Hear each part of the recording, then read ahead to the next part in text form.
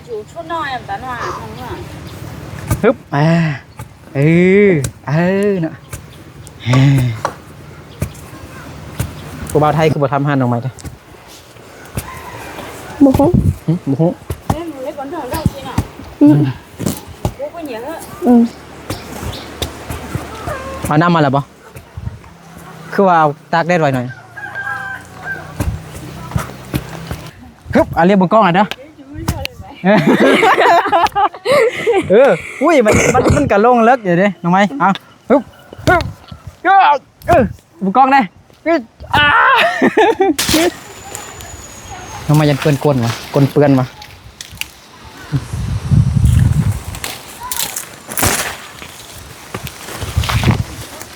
เอา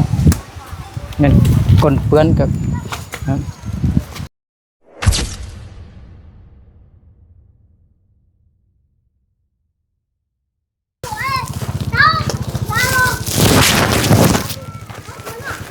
เดี๋ยวซื้อน้ำไว้ให้น้องไม้ก่อนน้องไม้กำลังตำดินอยู่พี่น้องเนาะสบายดีพี่น้องบนสุขุสุคนที่เขาลมหับแพงเด้อยินดีต้อนรับเข้าสู่2เบาดึกขอบไหลเส้นเก่าเมือนเคยพี่น้องเนาะมื้อนี้เบานึกขึ้นมาเยี่ยมยามทำข่าวน้องไม้เนาะเมื่อกี้นี่เบานึกก็ได้โทรหาน้องไม้แล้วน้องไม้ว่ากำลังตำดินอยู่ว่าซั่นเนาะตำดินบอนที่จะเฮ็ดเฮือนน่ะนะ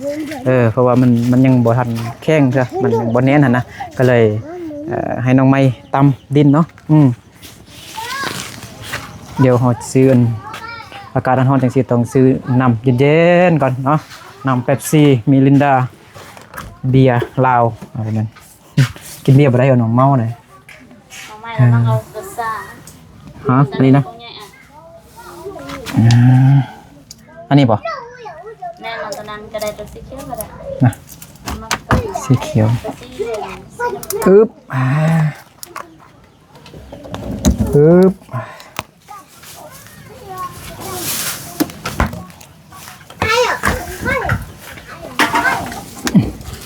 น้ำเย็นๆนะน้องใหม่ก่อน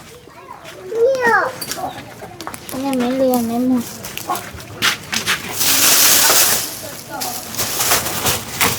là bao เป็นเท่าไหร่ sọc đâu สตอพันวะ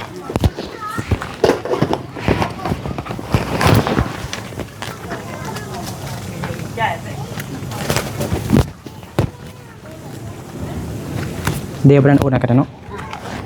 เป็นไงครับโอนให้ทางการเนาะไปโอ้แต่เขานี่เอาลงไป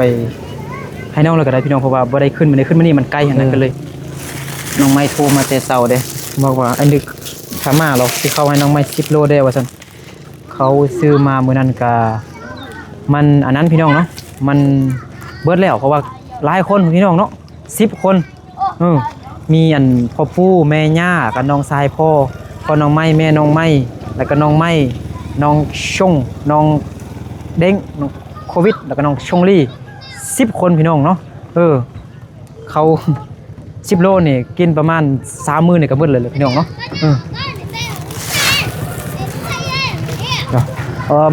มาล่มนะมันอีพอนี่เบิดนึงพี่น้องเนาะเพราะว่าเฮาได้สั่งไม้นำพอเนาะบ่แม่นเป็นนายช้างพี่น้องเนาะเบิ่งรายการที่จะทำไม้สบายดีลุงก่อนโดยสบายดีอะไรไม้5.15นี่5 คน 15เอาจากโต๊ะ6 โต๊ะโดย3 เมตร5.15 5 คน 15 2 โต๊ะ2 โต๊ะ4 เมตร 50 4 เมตร 50เสากลางนะโดย5.15 คน15 10 โต๊ะ10 โต๊ะ5 เมตร5 เมตรตูมันไปทางค้างแล้ว5.10นี้14 โต๊ะ4 เมตรโดยแล้ว48 30 โต๊ะ30 โต๊ะ4 เมตร4 เมตรโดยโอเคขอบใจเนาะพี่น้องเนาะคือลุงเพิ่นเป็นผู้ครับเฮ็ดเฮือนให้น้องไม้เนาะค่ามือก็ 5 ล้านพี่น้องเนาะเห็นบ่ 5 ล้าน 5 ล้านกีบก็ประมาณ8,000 กว่าบาทพี่น้องเนาะจะมีอีกคนนึงอีกเนาะผู้ที่ไปเลื่อยไปทาไม้พี่น้องเนาะคือไอกุอยู่เทิงพุ่นพี่น้องเนาะฉะนั้นเราจึงไปหาไอกุเนาะเอาใบอันนี้ไปให้เราพาไม้เดี๋ยวไปเลยไม้หั่นนะตามนี้เลยเนาะตามในสร้างเพิ่นเขียนแบบนี้พี่น้องเนาะตอนนี้คือไปหาน้องไม้ก่อนน้องไม้กำลังตำดินอยู่นะได้แล้วพอแล้วไปหาน้องไม้ก่อน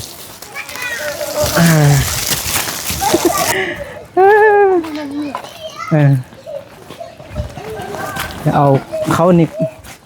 เดี๋ยวไปทางนี้ก็ได้เอาเขาฝากไว้นี่ก็ได้เขาจับก็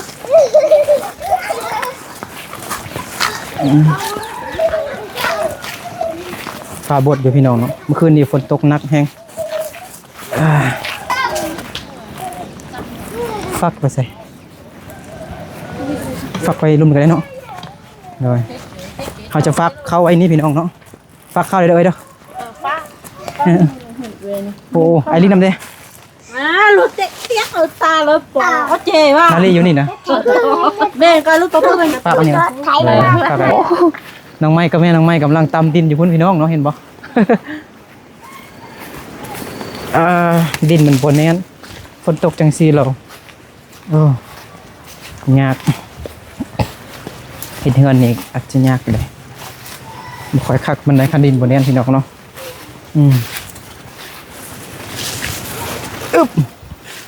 ทางไปเงินน้องไม้เงินมาน้องไม้มีตึบอยู่อุ้ยมันมีแก้วเดี๋ยวเลยระวังเหยียบเลย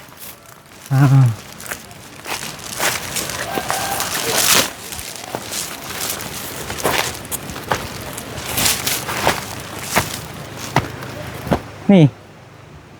แดดออกแล้วกระทั่งเลยเด้อนี่เด้อเอาไหมแม่น้องไม้เลยพอน้องไม้เลย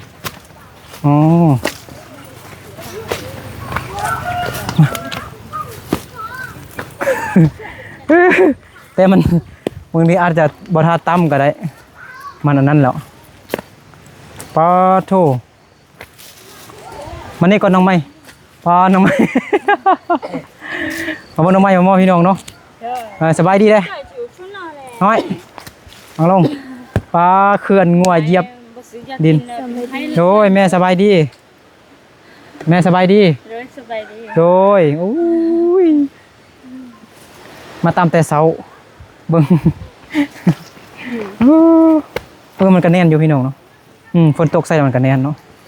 อันนี้เขาขุดตื้มหรือว่ายังไม่ได้ขุดเถอะยังไม่ได้ขุดถ้าน้องไม้มาก็นี่มากินน้ำก่อนมาน้องไม้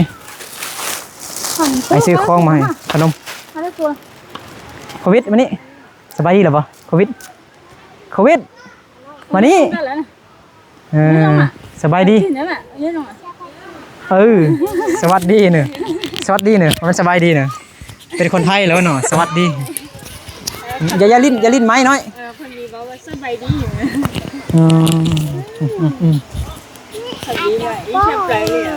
่น้องไม้คืออะไรใครแตกเราบ่นี่เมื่อยปะเมื่อยนะเบิ่งนี่นะโอ้ยเปียกหมดแล้วบ่นี่เห็ดเวียดนี่น้องไม้อันนี้คันมีเวลาล่ะทางจำห้วยเลยเด้อเห็ดส่วนอันนึกสิเสือนแกนพักแล้วก็อันเบียมไม้มาปลูกเบียมไม้มักม่วงมักมีลำไยอีหยังมาปลูกอยู่นี่นี่ต้นไม้ใหญ่นี่น้องไม้ปั๊มทิมหมดเลยเด้อ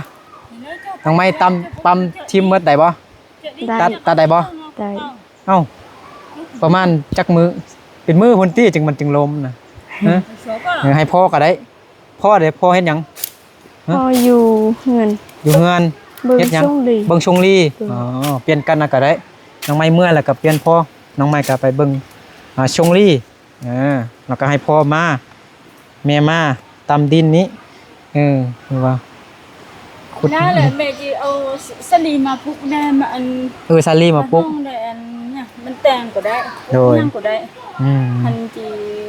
ปลูกห้องกินนี่ได้มีห้องกินมีเฮือนหั่น หน่อย ดีกว่าแต่ปลูกอยู่ไกลหั่นอยู่หม้อกูมีห้องกินนี่สบายกว่านั่นแหละ โดยดินน่ะก็บ่ค่อยสบายดีเซาลีมานำเซาลีพี่น้องเนาะ สบายดีสบายดีพี่น้องสบายดีเซาลีเนาะนี่ดินก็เฮ็ดเฮือนธรรมดานี่พี่น้องเนาะก็เฮ็ดเฮือนแบบทรงเฮ็ดคือแบบนี้ก็ได้เนาะน้อยเนาะ แม่น แล้วเราจะเอาสังกะสีใส่แล้วก็เฮือนครัวนี่แม่นจะเฮ็ดเฮือนครัวต่างหากหน่อยๆเด้อขุดนี่อีกเนาะไหมไอ้ขุดเฮ็ดเฮือนครัวอยู่นี่อีกเนาะอันนี้จะเฮ็ดบ่อนนอนมากินน้ำก่อนมาทำไมมาชงลี่มันโควิดเป็นบ่ซื้อโควิดได้เป็นตาย่านแท้ให้ขนมก็มาเอามานี่ไอ้ซื้ออันปลากระป๋องมามื้อนี้ไอ้วุฒิก็ฝากเงินมา 1,000 บาทพี่น้องเนาะให้บ่นึกนี่ซื้อข้าวให้น้อง20โลเนาะหรือว่า20โลแต่ว่าบ่นึกขึ้นมาฮอดอันบ้านของน้องไม้แล้วบ่ทันได้ซื้อมา20โลซื้อแต่10โล10โลนี่ประมาณจักมือกลุ่มประมาณจักมือหน่อย ประมาณ 3 มือ 3มื้อจักคน ซีด ฮะ10คน แม่น 10คนระวังดู ซีด น้องไม้10คนเด้ น้องไม้มากินอันใดนี่อันนี้บ่อันนี้เด้ บ่ อันนี้บ่กิน บ่เสร็จ อ้าว ซีนี้บ่เสร็จ ทีนี้บ่แซ่บ โดย กินอันนี้เอาแกะลองดูอันนี้ให้โควิดกันน้องหรือว่าให้แม่อันนี้ให้แม่อันนี้ให้โควิดโควิดขอบใจบ่ขอบใจบ่ เตีย อันนี้ให้แม่เอาให้แม่เด้อเนี่ยเด้อให้เนี่ยเด้อแม่ไปพุ่นโควิดเอานำให้แม่กินเย็นๆเยอะเอาก็เอามาแต่นั่นแต่ตัวเย็นหน่อยแม่กินน้ำก่อนแม่มากินบ่เป็นยังจะ ชื่อยา เดี๋ยวเฮ็ดให้ก็ได้มาเฮ็ดให้ก็ได้มันกินน้ำก่อนจึงมีแห้งตำดินเด้อไม้นี่ไม้ส่งตัวนี้มันวันนี้เขาเอามาอันที่เอามาที่เป็นรอยอยู่หม้อนั้น สิกะจิกะ น้องไม้บ่กินจิกะบ่แซ่บซีนี่บ่แซ่บน้องไม้กินมิรินดาโควิดเด้โควิดตำดินบ่นี่พี่น้องเนาะแต่ว่ามันติดดินนี่มันติดอันนี้นะอันนี้เกลี้ยงเหรอแต่มันติดนี่พี่น้องเนาะน้องไม้กับแม่ก็ค่อยตามไปจังซี่เด้อนี่นะเห็นบ่อันนี้นะไปนะสินะเข้าใจบ่ เข้าใจ ฮึบ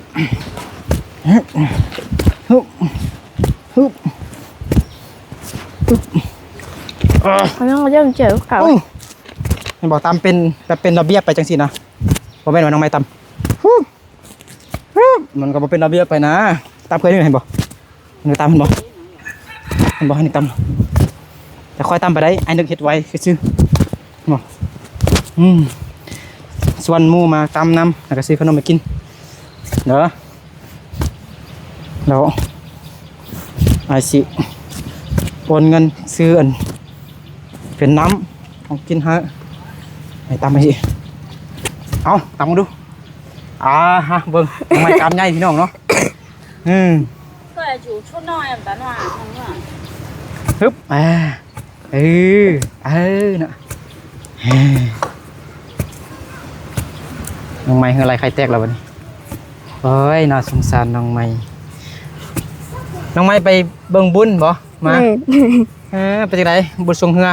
แม่ ม่วนบ่ฮะ บ่วันที่7วันที่บ่มอธรรมดา วันนี้วันที่หยังวันที่4มีวันที่4เนาะ บ่มูฮู เฮ้ยฮู้จำนี่วันที่4ที่5 6 7พอดีวันอังคารวันพุธเขาจึงสวงเฮือแท้แม่นบ่ แม่ เอา แล้วน้องไม้ไปเฮ็ดหยังซั่นน่ะไปไสเนี่ยไปสำรวจ เข้าลิ้นแล้วแต่ว่า เข้าลิ้นแล้วแต่บ่ม่วนเทื่อ แม่น บางที6ที่7ถึงม่วนบ่เห็นผู้บ่าวหลายบ่ มีภูมิมี ฮะเห็นผู้บ่าวหลายบ่ มีภูมิบ่าวไทย อ้าวผู้บ่าวไทยกลับมาน้องไม้ว่าเห็นผู้บ่าวไทยว่าซั่นพี่น้องเนาะอยู่เข้ากลับมาลีนบุญทรงเหือบ่ ลิ้นแต่ว่า เขาทักทายน้องบ่ บ่ บ่เอาน้องคือฮู้ว่าแม่นผู้บ่าวไทยน่ะน้องไม้คือบ่ฮู้ เข้ามาทำเพื่อนเจ้า ฮะ เอาแต่แกล้ชื่อ มันยังก็พระธาตุไม้ บ่แม่น คือพระธาตุเจ้าสิมันยังก็ทำไมว่าอีกดู ให้ดูน่ะให้ดูนั่นเพิ่นหน่อยจัง ว่าให้แม่บอกก็ได้เราว่าเป็นภาษามงให้แม่แปลก็ได้ เข้ามาทำหมู่คอยเข้าใจบ่ ใจบ่ถามน้องปะเจงนะ บ่ แม่น บ่แม่นเพื่อน เพื่อน เพื่อนป้าแจก ผู้ดันนะ ผู้สาวอยู่สยาม ผู้บ่าวไทยถามหาน้องไม้บ่งามบ่ซั่นนะเขาคือบ่ถามหาน้องไม้เด้ผู้บ่าวไทยคือบ่ถามหาน้องไม้เด้ บ่ฮู้ บ่ฮู้ lấy con thằng đâu chị nào bố có nhớ มันด้วย มันดู น้องไม้เบิ่งกล้องเลยน้อยยิ้มให้มอได้น้อยแต่ตินจมูกเห็นแต่ตินจมูกแต่ว่าให้มอไม่ปะเห็นเคยนึงนะ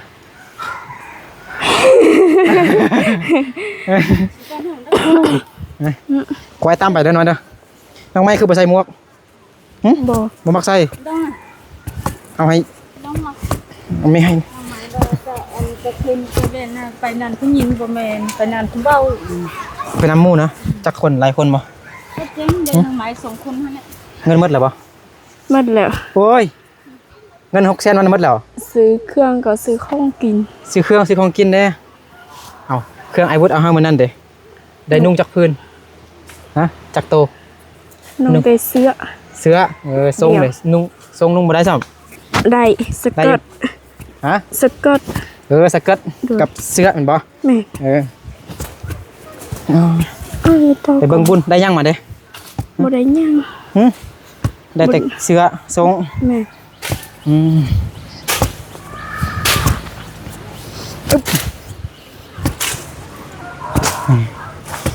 เฮ็ดหอนใส่หมวกอันนี้แข็งแรงแล้วบ่ใส่ก็ได้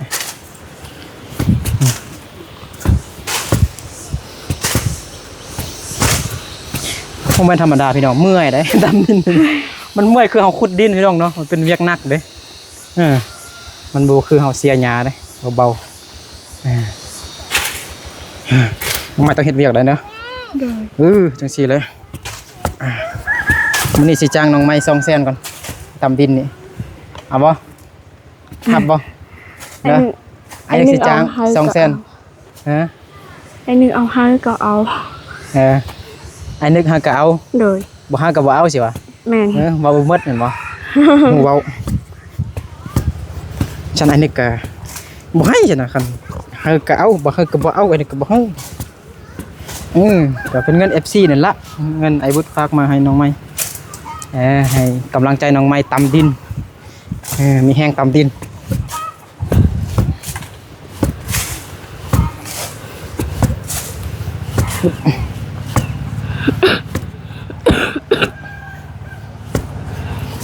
พอมาตำเลยนะ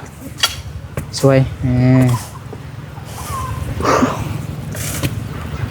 เห็นแจงดีปะน้องไม้อยู่ทางนั้นเนาะอยู่ทางนี้อย่างนี้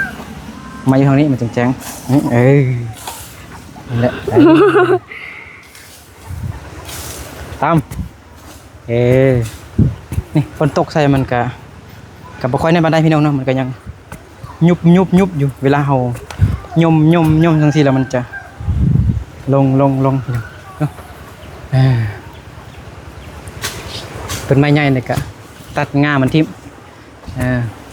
ต้นไม้ใหญ่ทางนั้นมันเป็นดินเขาการเขาสิ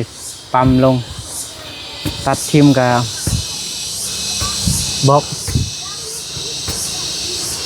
ไปท่ามันไปพัวพันนำ กระเจ้าดินเป็นของเขาเจ้าทางไปโมเที่ยงนี่ไว้แม่มานี่ก่อน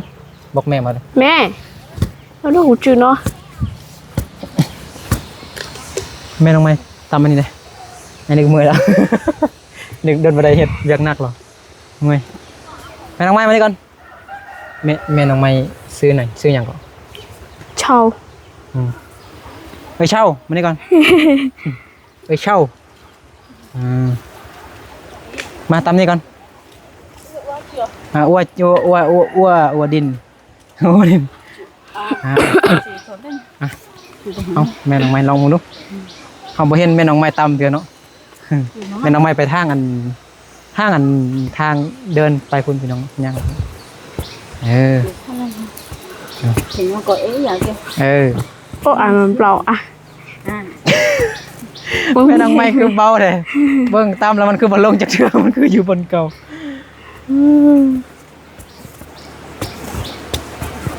เอาน้ำมาแล้วบ่คือว่าเอาตากแดดไว้หน่อยกล้วยอันนี้มันกล้วยให้แม่ย่าเด้อน้อยกล้วยเนี่ยกล้วยให้แม่ย่าได้บ่แม่นน้องไม้ได้โดยให้แม่ย่าได้มันได้ไอ้สิ่งมาให้มันลงไหมเป็ด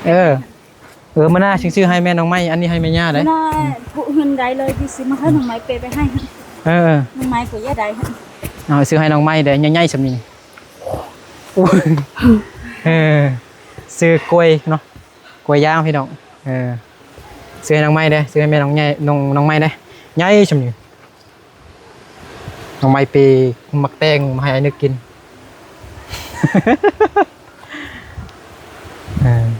เมื่อยแล้วปะเมื่อยเขา2 คนผู้ละครึ่งมาลองจับลมเนอะจับถึงเนอะ1แจ้งดิปะเอ้าบึงกล้องเลยบึงตีนทับตีนเลยเนาะเห็นหนาปะในคืนนึงเนี่ยมาฮึบเรียกบึงกล้องหน่อยเด้ออุ้ยมันกระลงเลิกอยู่ดิน้องไม้เอาฮึบบึงกล้องได้เบิ้งใส่กล้องแล้วมาเบิ้งตีนจังเลยทับตีนเนี่ยน้องไม้เนาะมานี่เอาใจบ่คือกันแล้วบัดนี้น้องไม้ไปพุ่นแล้วไอ้มาพี่นี่จังเลยนะไปน้องไม้นั่งกันได้เด้อฮึบฮึบมันกระเบ้าอยู่ดิเนาะไม่เห็นไปเดียวไอ้เมื่อยเมื่อยคือกันเนาะอันนี้ก็จุดเด้อจุดโอ้ต่อแห้งหน่อไหมปลูกสาลีปลูกมะเขือมะเพชรเอาไปขายอยู่ตลาดนี่โอ้ได้เงินซื้อข้าวกินแล้วโอ้ยังจริงแล้วเฮ็ดเฮือนแล้วก่อนเราจึงไอ้นึกถึงสิไปทำผู้ใดมีดินหลายแล้วก็ไอ้นึกสิเซาดินให้น้องไม้ไปเฮ็ดให้เซาดินเขาเบิ่งเขาไล่แนวใดดินเขาจะมีไล่บากว่ามีเงินเขาแต่เขาเขาเอาเงินให้เขาหั่นแหละจ้างเขาก็เอาให้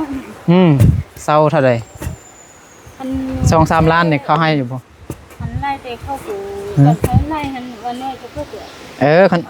คันน้อยก็2-3 ล้านก็ได้เนาะก็เฮ็ดพอกินก็ได้บ่เฮ็ดกว้างก็ได้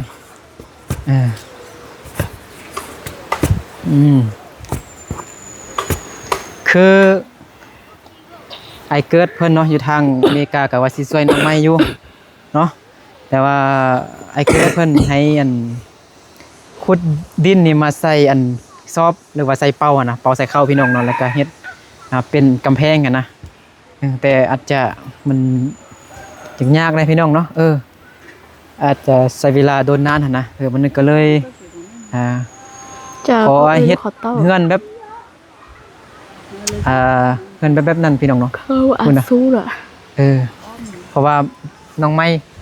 เขาเจ้านะส่วนเผามงเนาะเขาเจ้ามักแต่แบบเฮือนแบบนี้พี่น้องเนาะทรงแบบนี้หั่นนะคันสิเฮ็ดใหญ่ก็มันก็เฮาก็บ่ค่อยมีงบเนาะแล้วก็เลยเฮ็ดแบบเฮือนแบบคือเขาเจ้าหั่นแต่เฮาใส่อันฟ้ามันเฮาจะเอาไม้แปลนพี่น้องเนาะแปลนไม้แบบหั่นนะจ้า tu saya กับมุงสังกะสี จะเนาะ acito แล้วก็เฮ็ดประตูปองเยี่ยมแล้วก็เป็นเฮือนครัวนี่เฮ็ดทางเดียวเนาะ ก็เขาได้ ฮู้จักเฮือนครัวบ่นั้นน้องไหมเฮือนครัวกับฮู้จักแล้วบ่นี่เฮ็ดจังไดบ่อนเฮาแต่งกินนะบ่แม่นว่าเฮ็ดอยู่บ่อนเดียวหั่นสมมุติเนาะอันนี้มันเป็นเฮือนใหญ่เฮานอนแล้วก็เฮ็ดเฮือนครัวอีกบ่อนเฮาเอาไว้อันเป็นถ้วยบวงดังไฟก่อไฟนะเฮ็ดอยู่ส่วนหนึงอยู่บ่อนพุ่นเดี๋ยวขุดอีกนี่นะง่ายๆซื้อดินอ่อนๆนี่ขุดไปฮอดพุ่นจ้ำพุ่นก็ได้นะเฮ็ดเฮือนครัวใหญ่ๆก็ซื้อถ้วยมาลายใบมาไว้ซื้อบวงอุปกรณ์แต่งกินไม่น่าต่อไปหนังไม้มีเซี่ยวไล่คนมาลองบุคคลอยู่มันบ่ได้นอนคนนอนน้องไม้มีแห้งน้องไม้ก็ขุดอีกก็ได้นี่ขุดถ่ายนึกตายน้องไม้ตายก่อนเลยสินี่โอ้ยน้องไม้เอ้ยน้องไม้ยังอายุน้อยอยู่พี่น้องเนาะ16 ปีเนาะเฮ้ยแม่น16เขาลืมปีเกิดซื่อๆเบิ่งน้องไม้นี่ใหญ่เนาะ15 ปีแล้วก็อยู่ขึ้นมาแม่เมื่อยบ่พักผ่อนก่อนก็ได้แล้วก็ช่วยน้องก็ท้องไปมันพักผ่อนอยู่ใจอยู่บนห่มนะลูกนี่บ่ฮะมีพุ่นบ่ลูกเก่าตัวนี้ไปพักผ่อนที่นู่นนะไปเอาพักผ่อนกันเอาน้ำเอามายังไปพักผ่อนมื้อนึงก่อนไปไปน้องไม้อันป้าหันก็ได้ป้าหันก็ได้ไปอันนี้ใส่นี่ก็ได้มาพักผ่อนอยู่บนห่มดีกว่าโอ้ยเงินไรใครย่อยน้องไม้นั่งใส่อันนี้ก็บนนั่งพักผ่อนพาสิไปยืนอยู่มันกระบอกเราก็ยังเมื่อยโอ้มานั่งนี่น้องไม้นั่งไหมนี่นั่งนี่ก็ได้ยันเปื้อนก้นวะ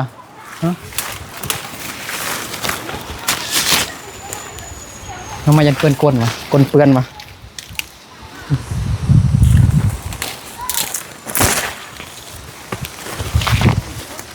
เอาเนี่ยก้นเปื้อนกับไงวะเมื่อยบ่จักเปอร์เซ็นต์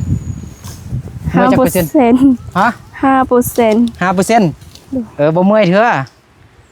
ยังมีแห้งอยู่95%ยังมีแห้ง95%เมื่อย5%โอ้พอดีมีลมพัดมาอ่อนๆที่น้องเนาะยังน้องไม้ทาง